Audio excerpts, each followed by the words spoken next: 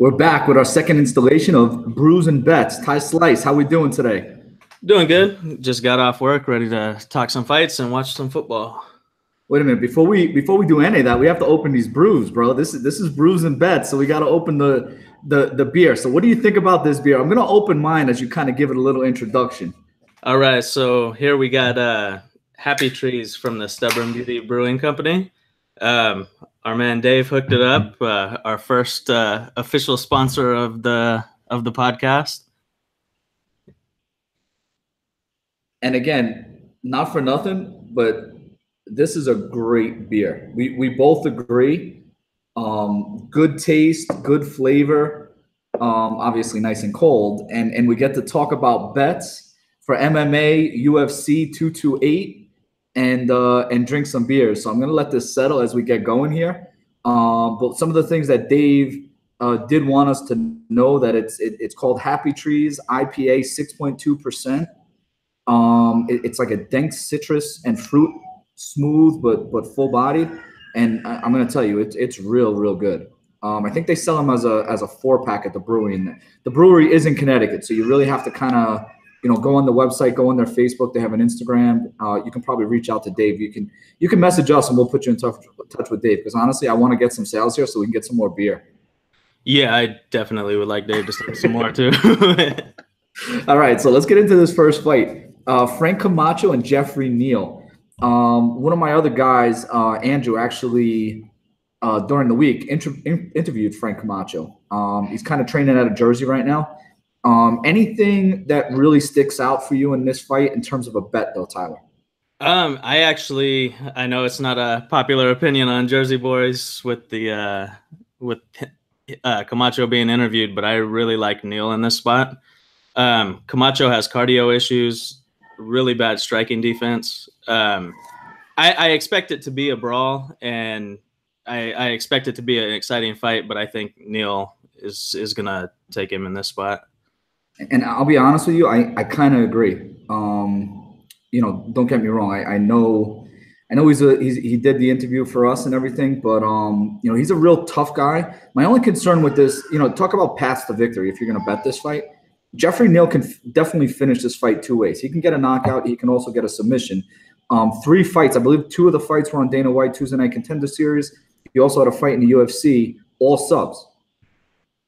Yeah, well, and one other thing, if you're playing DraftKings in cash games, I actually don't mind using both of these guys, because Camacho is a high output fighter, and so is Neal.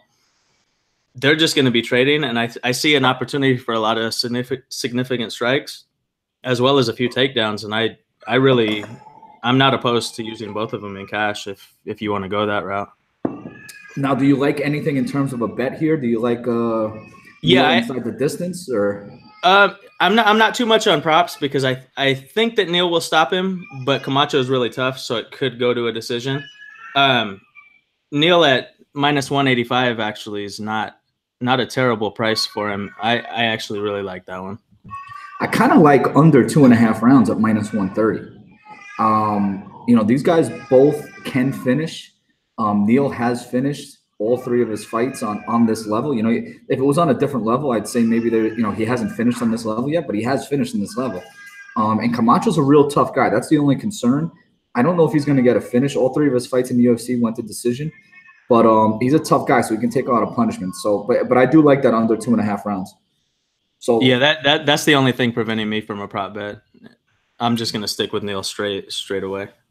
So my papers are out of order here. All right, here's our second fight.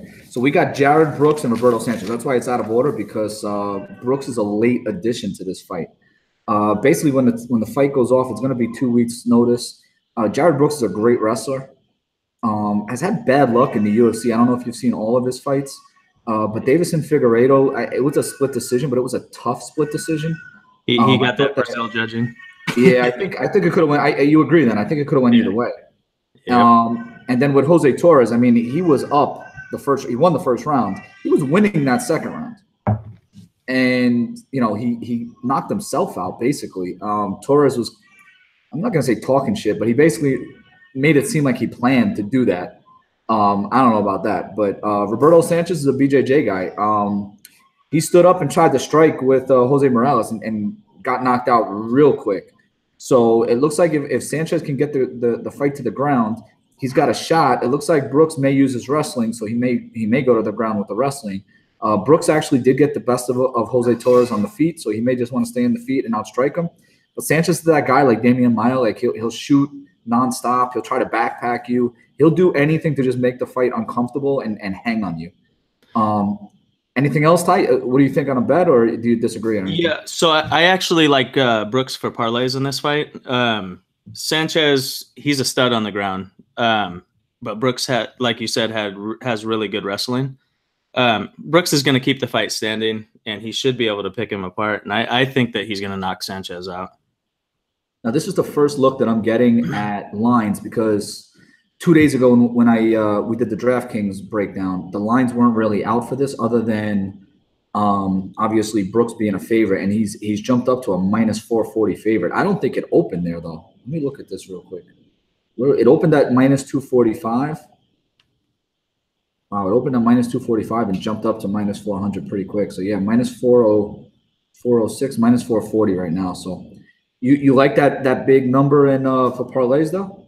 For parlays, I don't mind it. For straight bets, I wouldn't really touch it.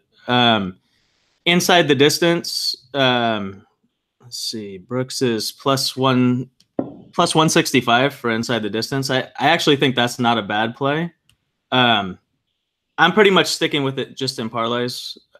I don't know enough about Sanchez, how his striking is to really dictate a play on that. But I'm sticking with parlays. And I'll even go a step further. I think that we don't know enough about Sanchez striking because he doesn't want to strike. You know, the fights that I've seen with him, he goes right for the leg and he goes for the takedown. He doesn't want to strike. So he's more or less telling us that he doesn't have a lot of confidence in it. You know what I mean? So if he doesn't have confidence in it, I don't think I am either, which means he's going to go for that takedown, go for broke with that takedown. But, yeah, I don't disagree with you. I like Brooks inside the distance. Brooks to finish. No, not Brooks to finish. Brooks to win by decision is kind of how I like it. But I can see the over 2.5 too is minus 150. I don't think that's a terrible play. No. Right. No. Third fight. Just so everyone knows, right now, Irene Aldana and Lucy Pudilova, it's minus 400 to go to decision. So this is probably going to be 3 rounds. So I mean, other than talking about who's going to win here, do we see a flash knockout with these two girls, 135? I see a decision. Although they have been talking a lot of crap to each other back and forth. I think it has a making for an exciting fight. I'm just not sure that either one of them has the ability to overwhelm the other and put them out. Yeah, I don't think so either. And let's see, Pudilova wins by TKO. I mean, plus 942 is a nice number. Aldana wins by TKO plus 750. I mean, if you're going to play props, those are the kind of props that you want to throw a quarter unit on if you really believe in one of them. Yeah, I think if you're going to do one of those, I don't personally recommend it myself, but if you're going to do one, I think Aldana has the better chance to get a flash knockout if it's going to happen. I tell you what, though, she's a big girl. Like she is. She's long. She's like thick. She has to put on weight after she weighs in and gets down to that 135. But I'm picking Aldana to win this fight. I picked Aldana the other night on DraftKings to win this fight. And I'll even, you said you wanted to talk a little DraftKings here. What do you think about CG Analytics?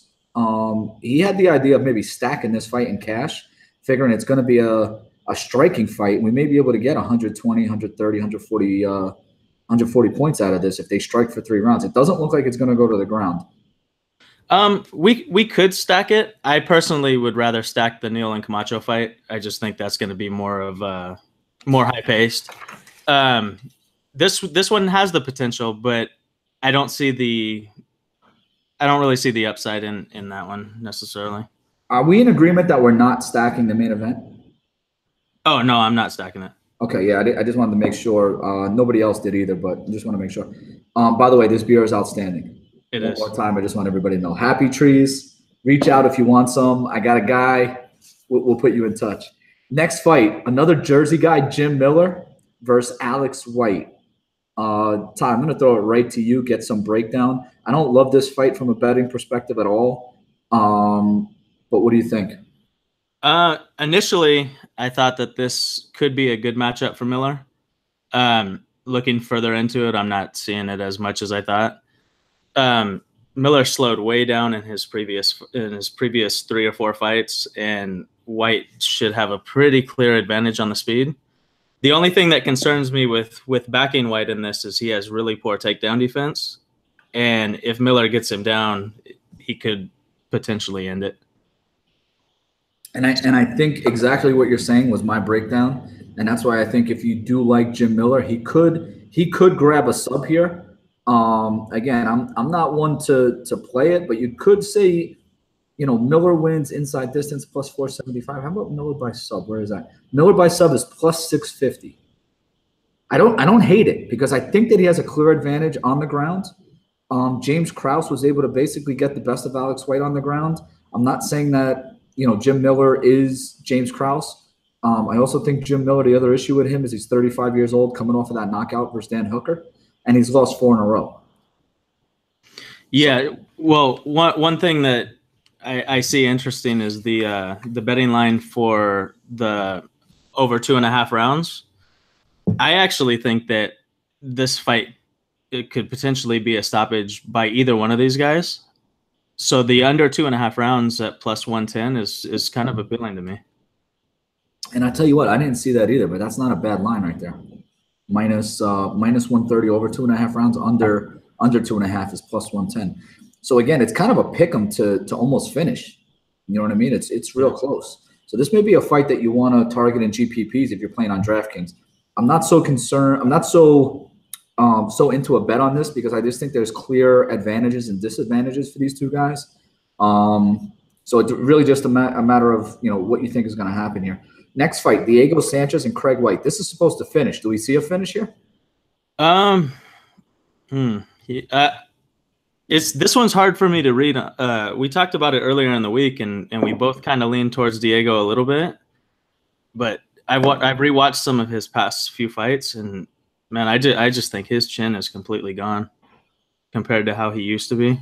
But on the other hand, White's not really that good of a fighter either. So I think I'm siding with White, but I think that Sanchez could possibly pull the upset.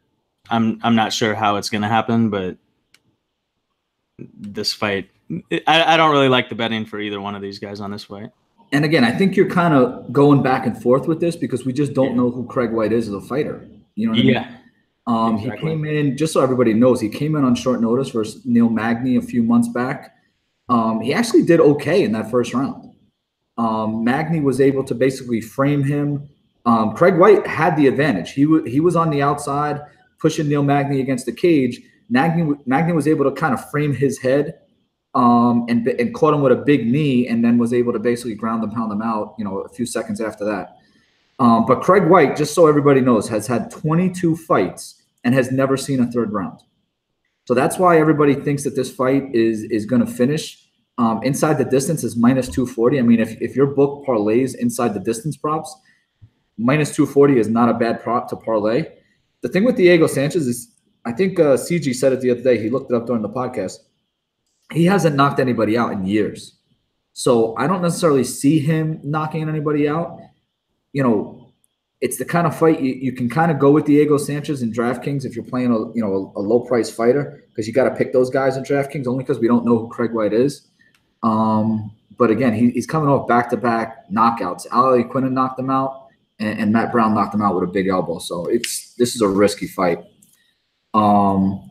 But again, not a lot of fights that we love to bet here because we just don't know who a lot of these guys are. There's no consistency with their efforts.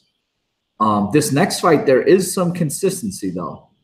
And the consistency is that these guys, they fight and usually it ends. This is Darren Stewart and Charles Byrd. Charles Byrd is a local guy from Dallas, Texas. Darren Stewart, he has the ability to finish, but the only guy he's finished was Eric Spicely, which I don't know why Eric Spicely was trying to fight him, in a striking match. It doesn't make any sense. Eric Spicely is I believe, a black belt BJJ guy, and he's trying to outstrike Darren Stewart, who's a boxer. So, Ty, who do you like here? I kind of like Darren Stewart by knockout. I think it's a decent prop bet. What do you think? This is one of the fights that I've been going back and forth on also. I really don't like Byrd's style. He's very over aggressive. He makes a lot of mistakes. I just don't know if Stewart's the type of fighter that can capitalize on that. I kind of see Byrd taking him down to the ground, and if he can lock up a choke, he will. If not, I kind of see him winning a decision. Stewart has 60% takedown defense, not really ideal when you're facing somebody like Byrd. If it remains standing, Stewart could knock him, but I'm kind of leaning towards Byrd at the moment, but that could flip-flop depending on how they look at weigh-ins. You know what? I think earlier in the podcast, I mixed up Jeffrey Neal's. Mm-hmm. No, he did have the 2 fights on Dana White Tuesday Night Contender Series. He just Byrd didn't have the subs. Yeah, Byrd actually had 2 subs. Neal, he was the one who I thought had the subs, but Byrd is the one who had the 3. So he's the one who has 3 subs. All 3 of his fights, 2 in the Dana White Contender Series and 1 in the UFC, all finished by submission. He fought John Phillips, who's out of Conor McGregor's camp. And Phillips is like a big guy, really likes to strike. And Byrd just came in, took him right down, and went in for a submission. So Byrd by submission plus 110. I just kind of like Darren Stewart here, man. I go back to that Marquez fight. I don't know if you remember the Julian Marquez fight. It was a real good back and forth scrap. You know what I mean? They got to the ground. They went after each other a little bit. I just really liked what I saw from Stewart in that fight, even though he lost. I do like what I saw in that fight, but my preferred play would be Darren Stewart by KO plus 400. Yeah, I'm in a weird place with this fight because I really don't like Byrd's style, but I like Stewart's, and for some reason when I see them matched up, I just think that Byrd has the advantage. The other thing with Byrd, like you had mentioned earlier, his striking style is to basically just run at you and throw bombs. Yeah. So not for nothing, but if Stewart just plants that back foot and catches him with a counter right or a counter hook or something like that, he can definitely drop him just right there. This fight also has pretty high upside on DraftKings, not only for the stoppage potential, but the fact that Byrd is really aggressive in submissions. Depending on whoever you side, even if you side Byrd, he could get a takedown, be over aggressive for submissions, and it can allow Stewart to get back up, and you can actually get more points by him taking him right back down. And either side is a viable play in tournament formats. Now, and again, in tournament formats, now that you're talking about that, Stewart at 7.3K, you get some nice savings, picking Stewart. So if you're going to make multiple lineups, you're going to make 5 lineups, I would throw Stewart on at least 2 of them. I agree. Jimmy Rivera and Dodson. So who wins by decision here, Ty? Well, with Rivera, I'm kind of throwing out the Moraes fight. I know he got. I think Jimmy wants to throw that fight out too. By the way, yeah, I lost on that one. Moraes is a lot better than I expected, but I don't think Dodson's on the same level right now at this point in their careers as Rivera. Rivera should be the more aggressive fighter. Dodson, he still has the speed, but he's slowed down. I just don't know if he has the speed to get in and out before Rivera tags him. I pretty much think this is Rivera's fight to lose at this point. I'll be honest with you. I really don't know who's going to win this, but I have John Dodson by the slightest of margins. But I don't really have a good feel for this at all. Dodson's the other underdog here. I know Jimmy Rivera is 21-1 going into that Moraes fight, but he's never been knocked out until that fight. How's he going to come back from it? I don't really know. Well, I agree. Rivera is one of the bets that I'm taking at minus 150 personally. The only thing that I am concerned about is Dodson has that speed and power. I think that he's lost a little bit over the years, but if Rivera's chin's cracked at all, Dodson could be a one to test it. And yeah, CJ actually said that the other night, that Dodson does have some knockout, just hasn't been in a while. Yeah. But again, I don't know. I don't love the fight for DraftKings at all. I think it's going to be a low volume, low scoring fight on DraftKings. So I wouldn't play it either way. We Yeah. do have some people watching live, Ty. It was at 6 or 7 before. There were 8. It's now down to 6 viewers. If anybody that's watching this right now live has any questions, I do have the group chat open, so we can throw out some questions if you have anything. What were you gonna say, Ty? I'm sorry. Oh no, you're good. I was just gonna say that I was just gonna agree that it was gonna be a pretty low volume. Dodson hasn't wanted to engage recently, and there's only so much Rivera can do if Dodson doesn't engage. Yeah, and again, these are two good guys that everybody kind of knows who they are, and it's the 7th fight on the card. It's like middle of the card. It's not even on the top of the card. So it tells you what the UFC kind of thinks about these guys and how they fight. Jimmy Rivera, I don't even remember the last time he didn't fight to decision. If you go up and down his, his history, they're all decisions basically.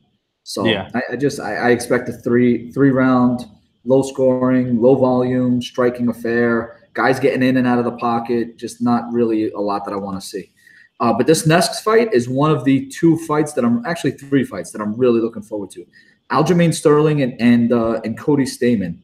And MMA math means absolutely nothing, but I'm just going to throw this out there. Stamen did beat Brian Caraway, and then Brian Caraway did beat Aljamain Sterling. So you're going to pick Stamen, right? I personally am, yeah. Oh, okay. Tell me now. I was setting you up for you to tell me no. I thought you were gonna go Sterling, but go ahead. But Sterling is one of those guys that every single fight, I think that he's gonna do one thing and he proves me wrong. So I'm actually gonna bet Stamen at plus 125. He's a high pressure fighter, and his style is really appealing to the judges. I think this is gonna be a decision, and it's gonna be close. And Stamen's style, I think that he'll be able to do enough to win the judges over. All right. So the funny part about you saying you're going to bet Stamen is I already bet Sterling. All right. So I already bet Sterling on DraftKings.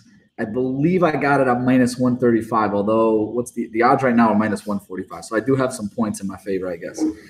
So this is what I see. Since I totally understand what you see, but this is what I see.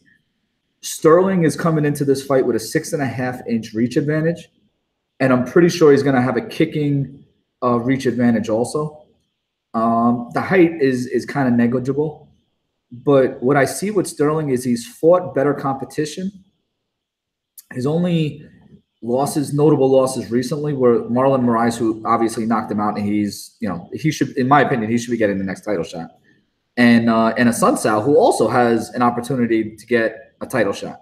The thing with Hassan is who actually beat Marlon Moraes, Hassan just always goes to decision. He doesn't have that flashy style and goes after knockouts, which is more or less why he's not getting that title shot.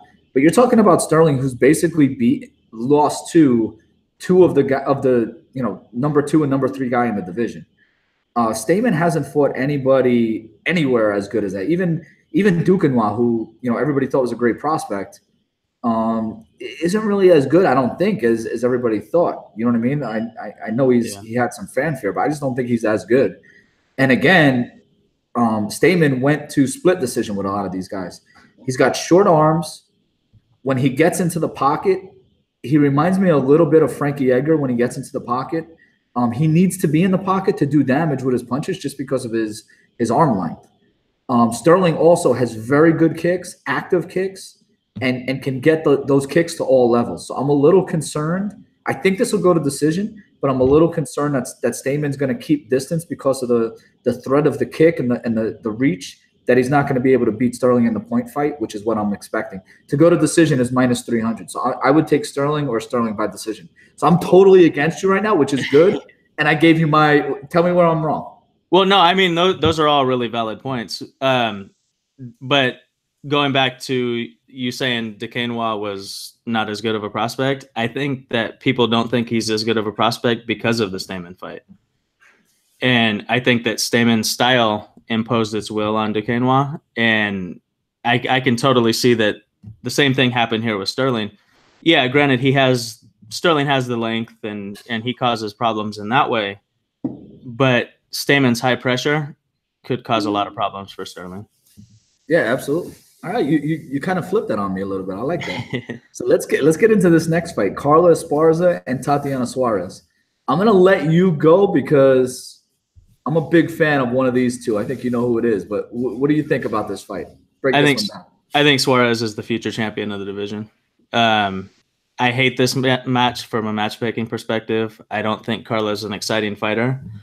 I'm a fan of Carla, but I just don't think that she's an exciting fighter. And I think that they should be building Suarez up. And I guess it's going to get her a win over a name opponent. But I think that there's better matchups in the division they could have put rather than this. I think Suarez holds the edge in the wrestling department. She has good striking defense. Carla's looked better in her striking, but I just don't think that her style has anything for Suarez at all. Suarez has a 6.29 takedown average. She's an absolute beast. Yeah. Scores big on DraftKings too. So, you know, she's expensive at 9.2K. But I actually have Suarez in my cash lineup right now. I mean, that may change. That's subject to change. But right now, she's in my cash lineup. Esparza is best on the ground. And again, Suarez is better on the ground. And I'm not saying a little better. I think there may be a big margin in terms of strength once this fight gets to the ground. And I think I can see this being a grounded pound. So when I see Suarez wins by TKO KO plus 1100, I may have to throw a quarter unit on that, only because I think she can get it down to the ground and just, you know, get some ground and pound and get her out of there with ground and pound. I think that's kind of how everybody kind of expected her last fight to go. And then she was able to sub, who was it now off the top of my head? I can't remember who it was. My girl, Alexa Grasso. Alexa Grasso, your girl. I knew I was going to say Mexican fighter, hype train. Yeah. That one hurt because her and Grasso and Suarez are my two favorite fighters in the division, and they paired them up, and I was torn. Listen, Grasso can strike, but yeah, on the ground she had nothing for Suarez, man. It got bad early, and just kind of she rolled her. I think Grasso came into that fight hurt, but I don't think it would have even really mattered much. Yeah, I don't think it mattered much at all. I really like Suarez by KO TK. Throw a quarter unit at the plus 1100. I'm actually surprised it's that wide right now. I actually think that she either wins by a decision or submission, but I could definitely see what you're talking about. Because she will be pounding her, and I think that she'll soften her up and go for a decision. Go for a submission. It very well could go to a submission, but I mean at that price. I mean if you want to gamble, I mean that's a great price. Yeah, definitely. You know, next fight. This is one before I said I got 3 fights I'm really looking forward to. This is the second one, Nico Price and Al Hassan. I'm a big fan of Nico Price. The way that he wins fights, and I wrote it up in my article. If anybody wants to check that out, I'll tweet it out after the show again. But he just finds a way. His nickname is the Hybrid, and that's exactly how he fights. He finds a way to win the fight, and he doesn't look great in the first 3 minutes of the fight. But it's almost like he's probing and trying to figure out, all right, what do I need to do to win this fight? You know, he's knocked out Randy Brown. He's knocked out Alan Joban. His only loss is to Vicente Luque, who I think is actually a very, very good fighter. You know, he's going to have a reach advantage here. He's going to have a little bit of a height advantage. All that being said, Al Hassan has big-time power in that right hand. So what do you think? What do you like on a bet here? This is more or less a pick 'em, I believe. Yes. So if you like one way, it's a great betting fight. So this is another fight that I like a particular person's style and don't like the others, but I'm betting the person I don't like. Right. I'm a big Razak Al Hassan's fan in general. I think he has an exciting game. I think that he has 3 minutes in this fight to get the knockout. If he doesn't get it, Price is going to take over, and it's all Price. Al Hassan has cardio issues. And like you said, Price finds a way to dissect his opponent. And that's why if Razak doesn't get the stoppage in the first 3 minutes, once the cardio issues kick in, Price is going to take over, and it's his fight to lose after that. And again, if you're going to make a bet on this fight, you just need to know the numbers. You need to know the history with these two guys. Al Hassan has 10 fights. He's 9-1. All 9 wins are by KO. His one loss, I believe, was by decision to Akhmedov, right? I believe that was by decision. Nico Price is 12-1.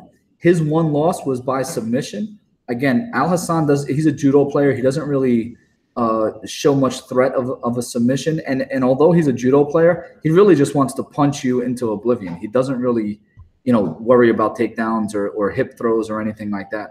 So, yeah, I mean, if you're going to pick somebody, pick Price or pick Al Hassan, pick them inside the distance, maximize their value because it's probably going to finish inside the distance. So that's my advice.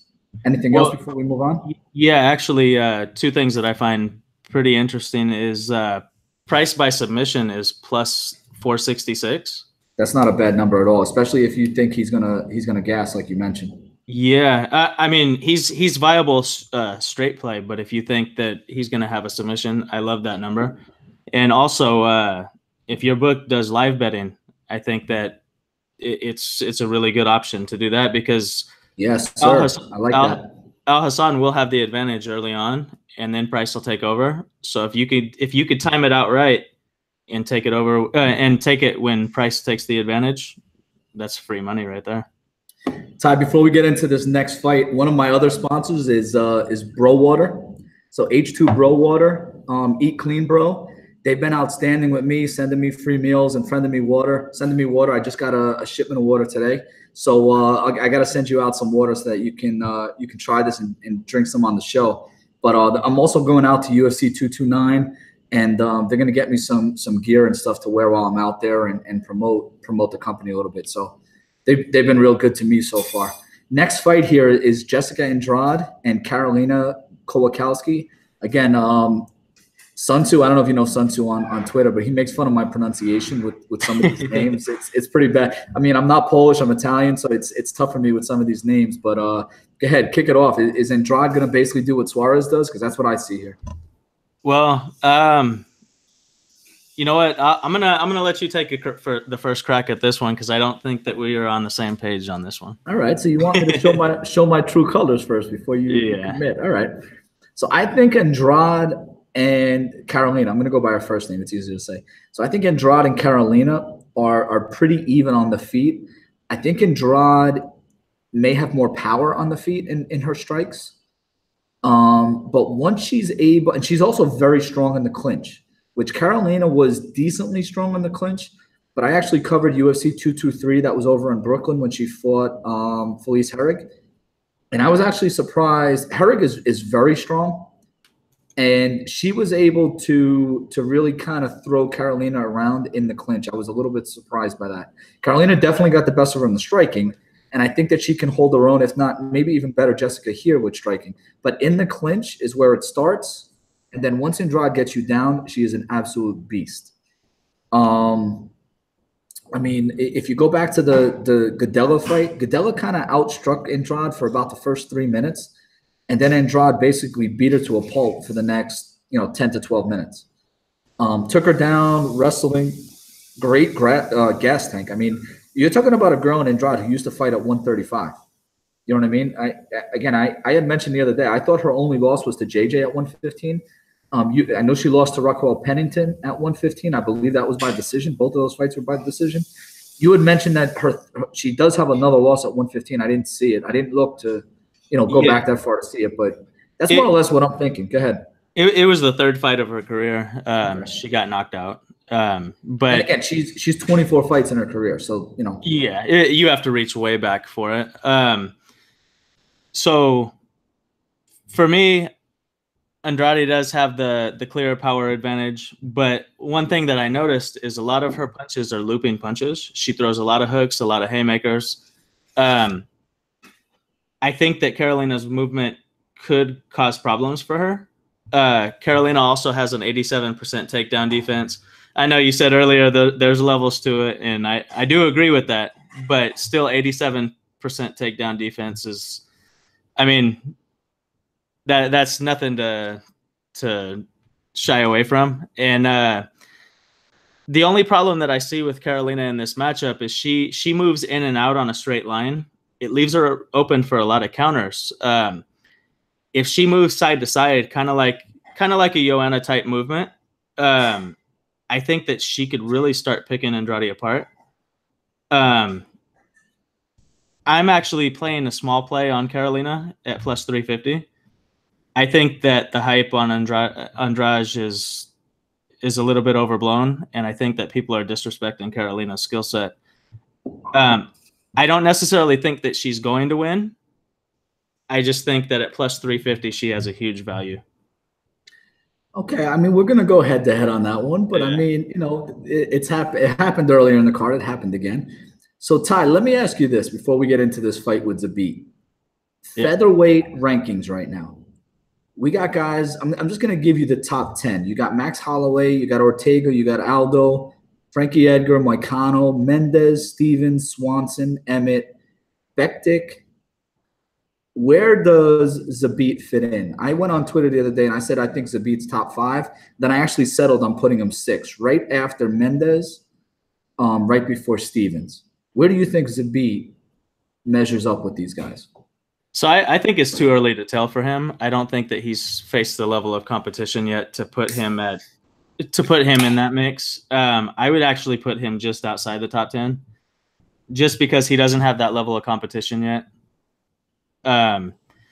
But this fight with Davis, I really love this fight. Both of these guys are really exciting fighters. Davis is one of my favorite young fighters to watch. It's a long shot, but if he keeps this fight standing and Zabit doesn't go in for the takedown, I think Davis could score the upset here. I totally agree with you, but do you really think that he's not going to get that takedown? I don't. I want to say yeah, but I mean, he'd have to have just a complete IQ dump. And I mean, don't get me wrong. I think that they could go the whole first round and they may just strike it out for a round. Yeah. But there's going to come a point where Zabit's going to take him down. Yeah. I mean, he's like an anaconda once he gets to the mat. Yeah, yeah. And once he gets it down there, ground and pound or submission, it's all what he wants to do. But I'm gonna enjoy the fight while it's on the feet for the limited time that it's there. And I'm not confident enough to take Davis. I'm not gonna throw money away, but I will be having him on some DraftKings lineups. Yeah, I mean, if you want to put Zabit in cash, the only problem with him is he's so expensive. Yeah. Davis, like you said, I mean, if you want to punt him, you don't even really need him to win if you're playing him in cash. You just need him to survive. Yeah, and he can survive on the feet. Yeah, yeah, definitely. Literally the only problem he has is if he takes it to the ground, avoiding submissions. Yeah, he's got to be able to get back up. And honestly, I'm not overly confident that he's going to be able to do it. Enrique Barzola, kind of kept him down pretty good, and he has the reputation of not really being able to keep guys down. He's got that rinse and repeat kind of style, but the reason he has to rinse and repeat is because guys get up on him. Yeah, and Davis struggled to get up. So I don't know, man. I think Zabit, once it goes down there, I don't think it gets back up. I agree with you. All right. Well, at least we agree on something tonight. Yeah. Nico we Montano. agree on this beer is great. Oh yeah, this beer is real good, and Eat Clean Bro is hooking us up with the water because after all these beers, I'm gonna need some water. Stay hydrated here. Nico Montano and Valentina Shevchenko. Is there anything that you like in this fight? I actually have a bet already on inside the distance -170. I'm a little annoyed I didn't get the -140 that was out there early in the week. But what do you like here? Shevchenko has the advantage everywhere. Montano's just not a finisher, and I don't think that she can be competitive for 25 minutes.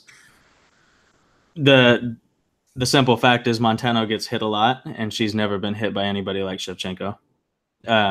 It's pretty much Shevchenko is going to dictate where this fight goes and how it finishes. And again, not for nothing, but if you consider the two best female fighters in the world right now, pound for pound, are Cyborg and Nunes. And Shevchenko basically stood up to Nunes. Don't get me wrong, she lost both fights, but she won a few rounds against Amanda Nunes. So she's 15-3, won a few rounds against Amanda Nunes, beat Holly Holm unanimously, I believe. I just don't see – there's just no way for me to think that Shevchenko can lose this fight to Montano. I agree with you, and I don't even think Montano is top 5 in the division, and that's a bold statement for a champion. Yeah, and I'll be honest with you, I don't even think she would be the champ if Sarge makes weight. If Sarge makes weight, she's probably not even the champ. She loses to Sarge. I agree. You know what I mean? So here we go. Here's the pick'em fight that everybody actually it's not a pick'em fight anymore. Wow, Darren Till's minus 150. I didn't even realize he got up that high. It was pick'em a few days ago on DraftKings. It's priced as a pick'em fight, but Till is the favorite, which tells everybody that Darren Till is going to be very, very popular on DraftKings for people that play those odds, because a lot of people are odds-based players on DraftKings. But Ty, what do you think about this fight? Who's your pick? Let's say it's pick'em. Who's your pick? So I've been even at minus 150. I've been waiting for this fight for a long time. After Till's first fight in the UFC, right before the Cowboy fight, I was telling everybody that Till's going to be the next champion. I knew that Colby was going to make a run for it. I don't think Colby can get past Woodley, but I thought that Till would be the one to take over that belt. And going to his weight issues, I think that he's going to take the belt, maybe have one more fight at the division, and then jump up. Pretty much the way that I see this fight going is Woodley is going to fight like he did versus Wonderboy. He's going to be afraid of the size, not afraid of the size, but cautious with the size, like his normal game plan. I think Till's just going to walk him down, get him up against the cage, and he's just going to tee off on him. And I'm kind of leaning towards a decision, one-sided decision in Till's favor, but I could see a knockout also. Yeah, I totally agree with you. I'm looking at the odds. I'm looking at ways to bet this fight. I mean, I see Till maybe by decision, maybe by a knockout late. I think Woodley's going to be very cautious early, so I think it's going to definitely get into that third round. And then third, fourth, fifth, I think there's going to come a time where, Woodley may realize he's down 2 rounds, and then he's going to have to be a little bit more aggressive, try to close the distance. And again, you look at his previous fights against Robbie Lawler, he was able to close the distance and knock him out. After that, he wasn't able to do it. Against Wonderboy, he wasn't able to do it. Against Maya, I mean, he basically just outstruck him because he strikes and Maya doesn't. And all he worried about was that takedown. I mean, Woodley is 36 years old. One thing that I have not heard that's being discussed is Woodley's wrestling. He could go back and wrestle Till, which would be a smart game plan. But Woodley is known for not having the best cardio. With Till's size, and he does have decent takedown defense, and he's really good at getting up from those takedowns. Not saying he could versus Woodley, but he could do enough to make Woodley work that in the later rounds, Woodley will gas out, and then Till will have the advantage. And I mean, I could see this fight going that way if Woodley doesn't want to engage in the striking. Ty, let me ask you this. Earlier in the day, we're in a group chat together with a couple other guys, and we throw some stuff out there. And earlier in the day, somebody mentioned, I forget who it was that mentioned, I think it was John, may have mentioned that, Till didn't look too good. And my response to that was, well, I don't think anybody's going to look good when they have to lose 45 pounds. You know what I mean? Well, and that's part of the thing. But my question to you was going to be, did you see the face-off? I posted that video. What did you think of that face-off and how Till looked? So I've been at work all day, so I haven't had a chance to see the actual face-off. But like you said, he lost 55 pounds. I think it was 2 days ago he was 12 pounds over the limit. Right. So he's in a huge water cut right now. I think anybody's going to look terrible at that point. But that's at least showing that he has the dedication to try to make the weight this time rather than last time giving up before. Yeah, and I think those circumstances with his family last time really screwed him up. And I think in addition to that, I think that's why his comments were a little misguided because it was a family thing that happened to him last time when he didn't make weight. And then when he was like, this is about me, I'm not worried about my family and all this other stuff. I think people read into it a little bit, without knowing the history, that basically, he really, if he would have lost that last fight and didn't make weight, he wouldn't be here right now. You know what I mean? So by him not making weight there, all the onus was on him, so much more pressure. You need to win this fight. And again, a lot of people didn't even think he won that fight. You know, Yeah. a lot of people thought he got that decision just because it was in Liverpool.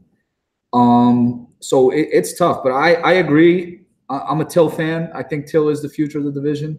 But I think it's going to be a short-lived future, like you said, because he's just not going to be able to make this weight for much longer. Which is why, in addition to this, I think that they need to add some more weight classes. I mean, I don't want to go off on a tangent here. We've been here for about 45 minutes, but what do you think about adding, Kevin Lee is one of my favorite fighters at 165, adding that 165, changing 170 to maybe 175, then go up to like maybe 185 or 190, maybe 190, and then go up to like 205 and then or 215. Like add an extra weight class and move the weights in a little bit more. Again, the UFC has over 400 fighters signed to contracts right now. Yeah, I agree. I've actually thought about that a few times. I don't know how they would handle the belt situation with who currently is the title holder. Maybe put ones that want to go in different weight classes in title matches right away, like interim title matches right away. But I definitely think something needs to be done because there's some huge gaps, and especially the 155 to 170 gap. Yeah. A lot of people don't see it as that much because it's 15 pounds, whereas the 205 to 265 heavyweight is a larger number. But when you're 170 pounds and you're cutting down to 155, it's more percentage of your body weight. And I agree. I think there should be more divisions. And I'll even take it a step further. I think there needs to be more divisions if they're going to keep doing this like 11, 12 pay-per-views a year. If you're going to do all these pay-per-views, there need to be championship fights on these pay-per-views. And if you got guys that get injured and you're limiting it, then you're going to have pay-per-views that don't have championship fights. Like, for example, in New York City, which I should be covering with my credentials, UFC 230, there's no championship fight on that. And if the rumor is that John Jones is going to be announced real soon on that card, but if that's the other fight, there's no championship fight on that card. So what gives when you're asking these people to pay all that money for tickets? Don't get me wrong, they're great fights. That's not the argument here. But the argument is you want to see a belt. At the end of a fight, you pay all that money for you want to see a belt. So that's my argument to add 2 more divisions. Yeah, no, totally agree. And then we can get rid of some of these interim titles. They're not needed. Yeah, I think the interim titles are a waste of time. But again, the only reason they do them is because of the injuries. Yeah. So, Ty, again, I think we got to mention Happy Trees, the breweries in Connecticut. It's outstanding. Hit us up on Twitter. You can hit me up or Ty Slice up, and we can both put you guys in touch with how you can get your hands on some of that stuff. It's very good. Anything else you have going on? You want to just plug your Twitter and what else you got going on?